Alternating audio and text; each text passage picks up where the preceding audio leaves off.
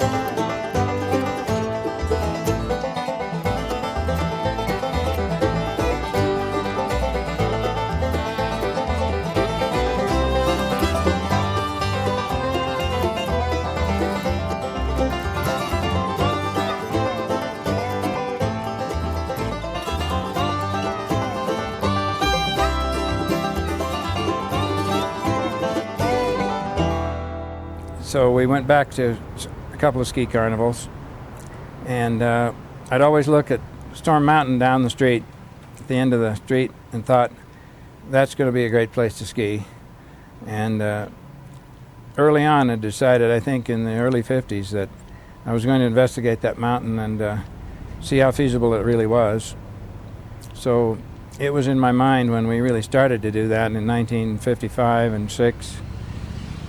I guess it was in 54 and 5, I took horseback trips up the mountain and over the top. I think it was the second year that we'd been doing that I took Paul Hawk, who was supervisor from the White River, which also had charge of the route forest, over the mountain, and other pretty large groups. There'd be 20 or 30 of us sometimes that would ride to the top. And then in the wintertime, we took several snowcat trips across from the top of Rabbit Ears Pass, and we'd ski Jura, and Marvin Elkins had several snowcats at from the REA and others of his own, I think, and we'd gather up all that kind of equipment we could. And we didn't have snowmobiles in those days for a few years there, but they worked pretty good. We got into the top of Storm Mountain, about 10 miles across there, and we'd ski down then and look at the mountain, and it was great trips going down over there.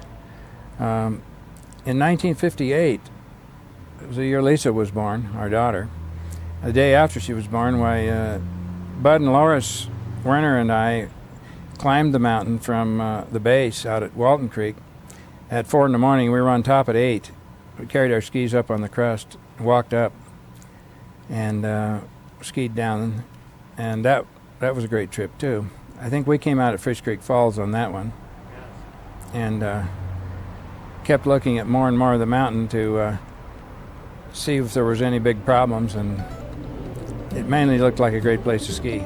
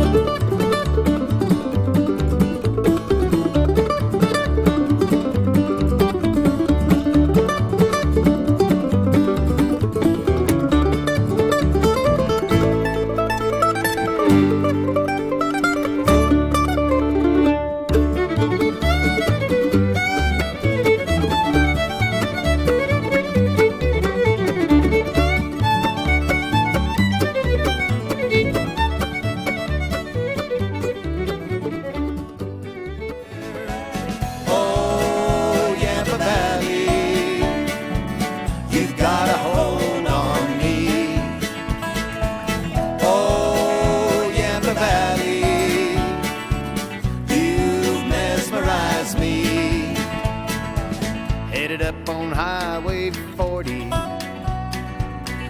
right on into Steamboat Springs, where living life is easy and a man can fulfill his dreams. Through the mountains and valleys, right on up to Fish Creek Falls, Yampa Valley will greet you to share it all. Oh, Yampa Valley, you've got a hold on me. Oh, Yampa Valley, you've mesmerized me.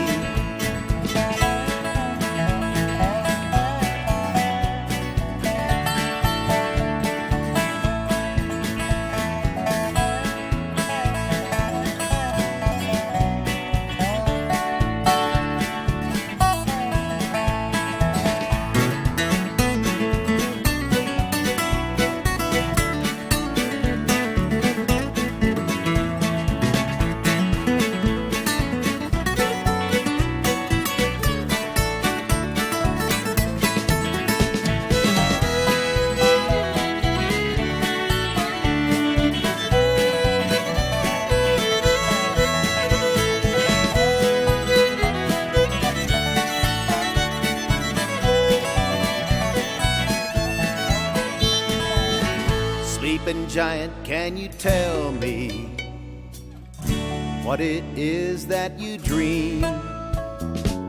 Is it the lives below you in the town of Steamboat Springs? I'm just another man who's on the run, who thinks he's just passing through.